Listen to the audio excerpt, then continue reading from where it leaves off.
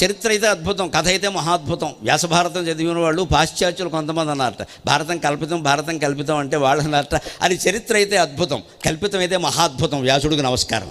ఒకవేళ కల్పిత కథ అయినా ఇన్ని మలుపులు ఎవడో చెప్పలేడు, ఏ డైరెక్టర్ చెప్పలేడు, అన్ని తిప్పాడు వ్యాసుడు.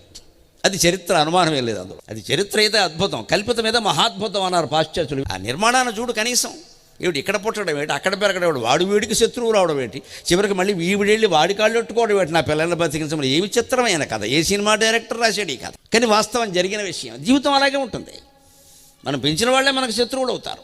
మన శత్రువు కాళ్ళు మనం పట్టుకోవాల్సి వస్తుంది. ఇది జీవితం మిత్రమా, ఇది జీవితం.